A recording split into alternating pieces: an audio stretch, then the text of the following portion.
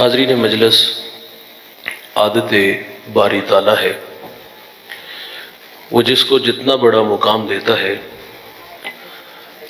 اس کو پھر آزمائش کی اتنی بڑی راہ سے بھی گزارتا ہے۔ یاری تیری سونا پر ازمیشاں تیریاں اگ، سونا پرکھیا جامدائے نال اگاں دے لگ۔ جس کا منصب بڑا ہوتا ہے اس پہ تقاضے بھی اس قدر بڑھ جاتے ہیں۔ آپ نبیوں کی زندگیوں کا مطالعہ کر کے دیکھ لیں، اگر ان کے سروں پر نبوت کے تاج ہیں تو میرے مالک نے انہیں آزمایا کس قدر۔ اللہ کے نبی ہیں حضرت ایوب علیہ السلام، آپ کی معیشت بڑی مضبوط تھی، 40,000 بکریوں کا ریوڑ تھا، 40 باغ تھے، 400 غلام تھا، اور چاند جیسے اللہ نے 12 بیٹے بھی عطا کیے تھے۔ اللہ نے فرشتے کو بھیج دیا کہ جاؤ میرے نبی سے کہو کہ آزمائش کے لیے تیار ہو جاؤ۔ تو آپ فرماتے جے سونا میرے دکھ وچ راضی تو میں سکھ نو چلے ڈاؤں۔ فرمایا میں آنے والی ہر آزمائش پہ صبر کروں گا۔ تھوڑی سی آواز کم کر دیں، سنیے گا۔ آپ ممبر پہ جلوہ فراز ہیں اور تا حد نظر حواری ہیں اور ان سے ماہوے گفتگو ہیں۔ اچانک ایک غلام دوڑا دوڑا آیا اور آ کے عرض کرتا ہے حضرت غضب ہو گیا، 40,000 بکریوں کا ریوڑ پانی کی بے رحم موجیں بہا کے لے گئیں، آپ نے صبر کیا۔ ابھی اس کی بات ختم نہیں ہوئی کہ ایک اور آ گیا، غضب ہو گیا، 40 باغ ہوا کا تیز جھونکا اڑا کے لے گیا، آپ نے اس پر بھی صبر کیا۔ اچھا ایسا نہیں ہوا کہ درمیان میں 6 ماہ کا وقفہ ڈال لیا گیا ہو کہ اگلا امتحان 6 ماہ بعد لیا جائے گا، ایک وقت میں سارے امتحان ہیں۔ ابھی اس کی بات ختم نہیں ہوئی کہ ایک اور آیا، سانس پھولا ہوا ہے، اور اس نے جو آ کی خبر دی نا، یہ خبر سن کے کلیجہ منہ کو آتا ہے۔ اس نے کہا حضرت غضب ہو گیا، آپ کے 12 بیٹے کسی کے ہاں مہمان بنے، مکان کی چھت گری اور آپ کے 12 کے 12 بیٹے شہید ہو گئے۔ آپ نے اس پر بھی صبر کیا، امتحان ختم نہیں ہوا۔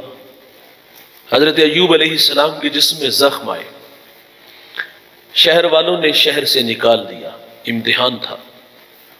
اور جب زخم زبان تک آئے تو اللہ کے نبی گویا ہوئے، محبت کی زبان بولی۔ شکوہ ہم لوگ کرتے ہیں، زندگی میں کبھی کوئی امتحان آ جائے نا تو ہم کہتے ہیں یا اللہ دکھ ساڑھے غریباں واسطی نے، یہ آزمائشہ ساڑھے واسطی نے۔ لیکن جو اہل اللہ ہوتے ہیں نا وہ راضی بر رضا رہتے ہیں۔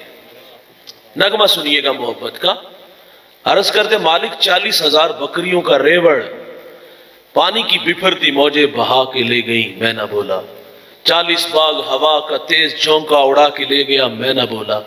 میرے چاند جیسے 12 بیٹے شہید ہوئے، اے اللہ میں نہ بولا۔ شہر والوں کی بے وفائی کا تذکرہ کر دیا کہ مجھے شہر سے نکال دیا گیا، میں نہ بولا۔ میرے انگ انگ میں زخم آئے، میرے جسم سے بوٹیاں ٹوٹ کے زمین پہ گری، اے اللہ میں پھر بھی نہیں بولا۔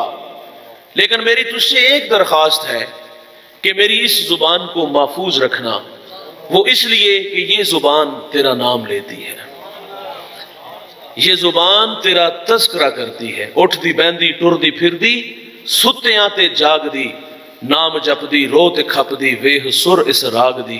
نام جپیاں قرب ملدا نام دی کر پوری سام، شیشی وچ کستوری جے کر پھر ضرورت کاغ دی۔ جسے عزتیں ملتی ہیں بھائی انہیں آزمایا جاتا ہے۔ میرے اور آپ کے آقا و مولا نبی رحمت صلی اللہ علیہ وسلم امام الانبیاء ہیں۔ آپ کا اعزاز کہ آپ نے سر کی آنکھوں سے رب کا جمال دیکھا، اور زندگی میں امتحان کتنے آئے۔ ابھی شکم مادر میں ہے کہ آپ کے سر سے آپ کے والد کا سایہ اٹھا لیا گیا۔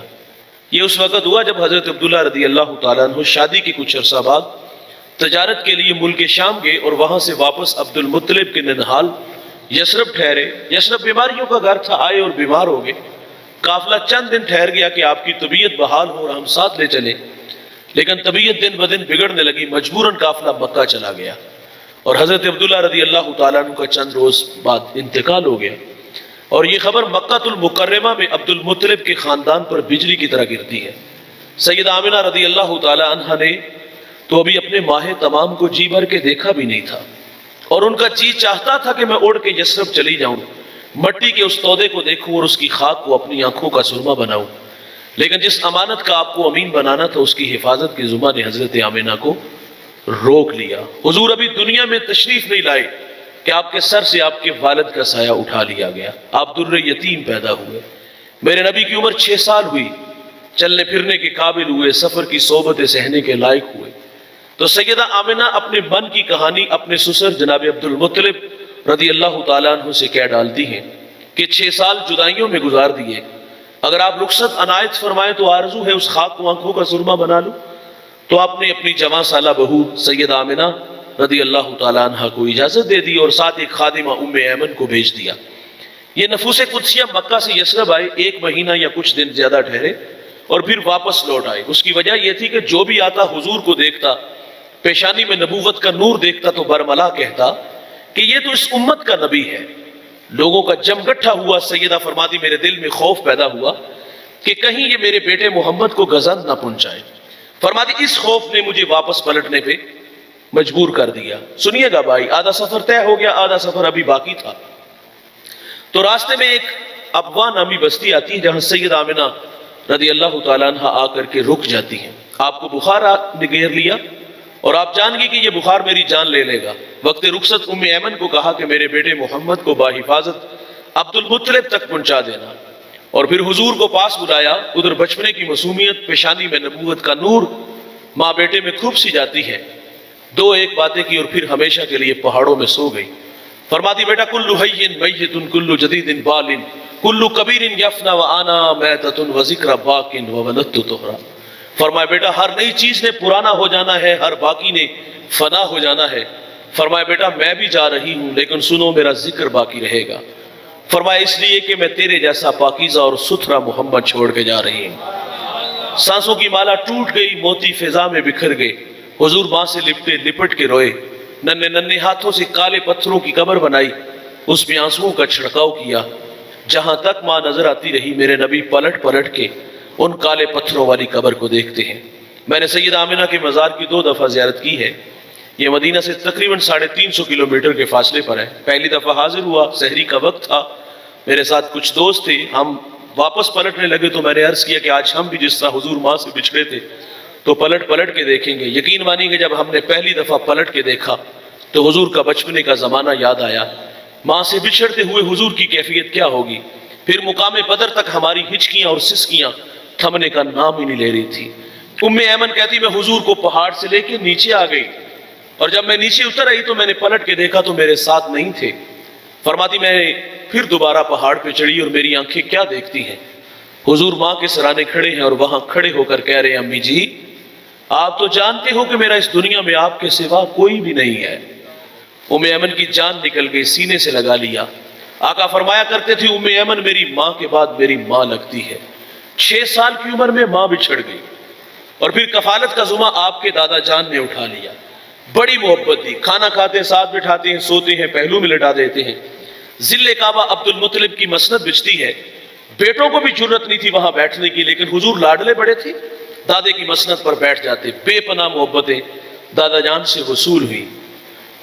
تو 2 سال بعد آپ کے دادا جان کا بھی انتقال ہو گیا۔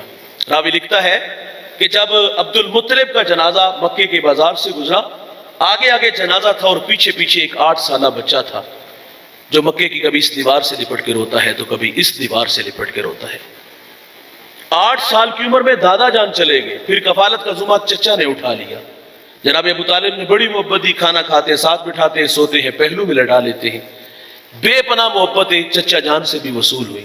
حضور جوان ہوئے، پروان چڑھے، کوہ صفا پہ قوم کو لا الہ کی دعوت دی، جن کی قسمت میں ہدایت تھی وہ معاون بنے، اور جو ازلی بدبخت تھے وہ مخالفت پہ اتر آئے۔ فرد واحد سے اسلام پھیلا، اسلام نشو نما پاتا رہا۔ امتحان بڑے بڑے آئے، عام الحزن آیا، غم کا سال جس میں شفیق چچا چلے گئے اور حضرت خدیجہ رضی اللہ تعالیٰ عنہ کا بھی انتقال ہو گیا۔ اس سال کا نام غم کا سال تھا۔ حضور گھر میں لگ کے بیٹھ کے، لیکن پھر کار نبوت کی ذمہ داریاں میرے نبی کو میدان عمل میں لے آتی ہیں، اور اب کے بار قوم کے رویے بڑے تلخ ہیں۔ لا الہ کی دعوت دیتے ہیں، کانٹے بچھاتے ہیں، اوجریاں پھینکتے ہیں، گڑھے کھودتے ہیں، گلے میں رسی ڈال کے تو دیتے ہیں۔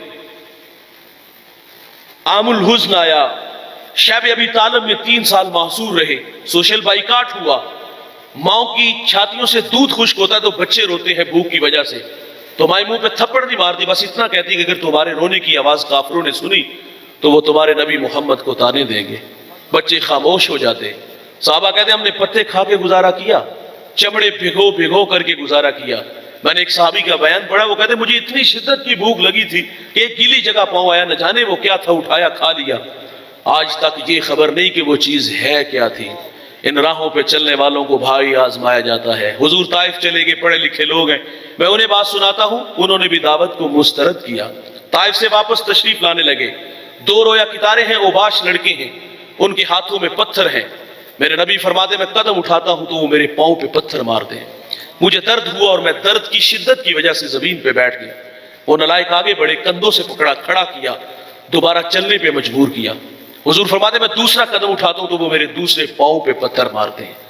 بدن لہو لہان ہو گیا۔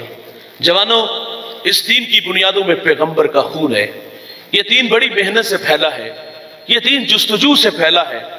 عرض کیا گیا ان کے لیے بد دعا کر دیں، فرمایا میں رحمت بن کے آیا ہوں، زحمت بن کر نہیں آیا۔ اور پھر وہاں ایک جملہ ارشاد فرمایا جو علماء کے لیے تھا، مبلغین کے لیے تھا، فرمایا مجھے ان کی نسلوں سے امید ہے کہ وہ میرے ساتھ چلیں گے۔ بعض کا وہ نتائج جو ہمیں مطلوب ہوتے ہیں خاطر خواہ نہیں ملتے، بعض جگہ کی مٹی ہی ایسی ہوتی ہے اور ہم دل برداشتہ بھی ہو جاتے ہیں، ہم کہتے ہیں ہمیں تو سجدے سے غرض ہے، یہاں نہیں تو وہاں سے، ادھر نہیں تو پھر کدھر اور چلے جائیں گے۔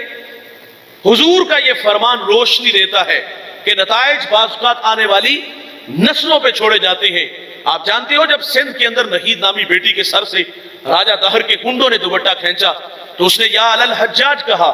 حجاج تاریخ کا قابل ذکر انسان نہیں، بہت بڑا بدماش ہے، اس کے ہاتھ ہزاروں لوگوں کے خون سے رنگے ہوئے ہیں۔ اس سماج کا بدماش آدمی کہتا ہے بہن میں حاضر ہوں۔ اس نے پھر اپنے بھتیجے، اپنے داماد جس کی عمر 17 سال ہے، اس کو یہاں بھیجا اور وہ ہندوستان کے تخت و تاج کو رونتا ہوا یہاں آیا اور اس بیٹی کے سر پہ عزت کی ردا رکھی اور پھر وہ یہاں 4 سال گزار کے گیا۔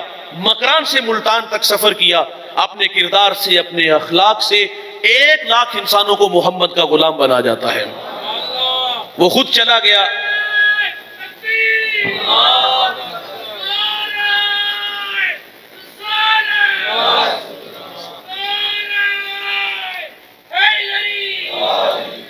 وہ خود تو چلا گیا لیکن یہاں دین چھوڑ گیا۔ اس جوان کا نام محمد بن قاسم بتایا جاتا ہے۔ فرمایا مجھے ان کی نسلوں سے امید ہے، جنہیں عزتیں ملتی ہیں بھائی انہیں آزمایا جاتا ہے۔